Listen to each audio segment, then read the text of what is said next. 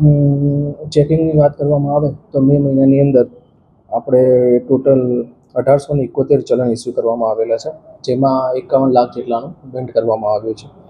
Overload બાબતે વાત કરવામાં આવે તો 167 જેટલા મેમા બનાવેલા છે, જેમાં 20 લાખની દંડ કરવામાં આવ્યો છે. તથા રોડ સેફ્ટી માટે લોકો જાગૃત બને તથા અકસ્માત ઘટે તથા મૃત્યુનો આંક નીચો આવે એ માટે આપણે રોડ ઓવર સ્પીડ છે તેના ઓવર સ્પીડ તથા બેફામ વ્હીકલ ચલાવતા હોય એના 265 મેમા ઇસ્યુ કરવામાં આવેલા છે.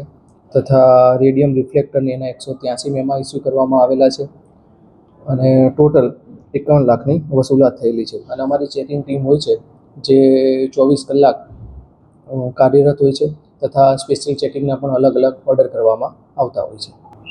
એ બાબતે જણાવવાનું કે આપણે એન્ફોર્સમેન્ટ તો કરવામાં આવે છે, જોડે જોડે જાગૃતતાના પણ કાર્યક્રમ કરવામાં આવે છે, જેથી લોકોમાં વધુ જાગૃતતા આવે તથા રોડ સેફ્ટીના નિયમોનું વ્યવસ્થિત રીતે પાલન કરે, જેથી અકસ્માત અને મૃત્યુ થાય છે તેનો આંકડો ઘટાડી શકાય.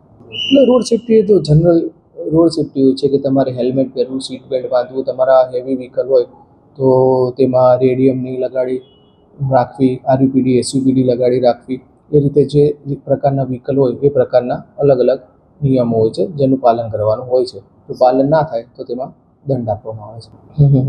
એમાં વ્હાઇટ એલઈડી લાઇટ હોય એના 299 મેમો ઇસ્યુ કરવામાં આવેલા છે તથા તેના જે ડીલરો છે એમને પણ આ બાબતની જાણકારી આપવામાં આવી છે કે આ જે અનધિકૃત હોય તો તેનું વેચાણ તેમને બંધ કરવું જોઈએ.